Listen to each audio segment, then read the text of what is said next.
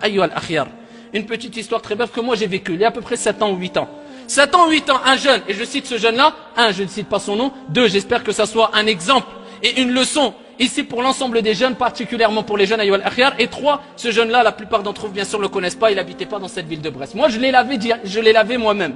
J'ai lavé ce jeune ayyuha al-ahbab, fawarabbil Ka'ba, par le Seigneur de la Ka'ba. J'étais en train de parler de lui, sur la religion, et je vois son visage maintenant en face de moi, fawarabbil Ka'ba, comme si je l'avais vu encore hier. Je lui parlais de la religion. Je lui dis, viens, avec hikmah, avec maw'idhati hasana. Et j'étais avec un frère. Et on lui parlait, reviens, ya akhi al-habib, la mosquée, etc., etc. Ad-da'watu ila Allah azza wa jalla, ce qui est obligatoire à tous et à toutes. Reviens à la mosquée. Qu'est-ce qu'il disait, comme tous les jeunes disent? Inch'Allah, j'ai encore le temps. Walakin ya akhi, je suis dans une hal, Allah al-musta'an, je suis avec une fille, et je suis dans le haram, mais je vais revenir, etc. Après, mais reviens, ya akhi al-habib. Wallah, un jour, si mes souvenirs sont bons, ou maximum 2 jours après, on nous a appelé, il faut venir laver le jeune. C'était qui? Quand tu rentres dans la pièce, tu vois le jeune avec qui tu parlais il y a 2 jours qui te disait, mais je vais. Comme la plupart des jeunes disent maintenant, je vais. Il a oublié le jeune qu'à partir du moment où tu es belle, que tu as atteint la puberté et tu meurs, tu rendras des comptes comme une personne qui a 50 ou 60 ou 80 ans ou 90 ans ou continue si tu veux, ya Abdallah.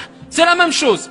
Si tu as le premier signe de la puberté, tu es pubère. Tu es considéré un adulte en islam. À ce moment-là, si tu meurs à 16 ans, tu rendras des comptes comme une personne qui a 60 ans. Et tu rendras des comptes sur toutes tes responsabilités que tu avais, ayyuha al-akhyar. Et cette personne-là, il est décédé. Dans quelle situation il est décédé? Et on demande à Allah Azza wa Jal dans tous les cas de lui faire miséricorde. Il est mort.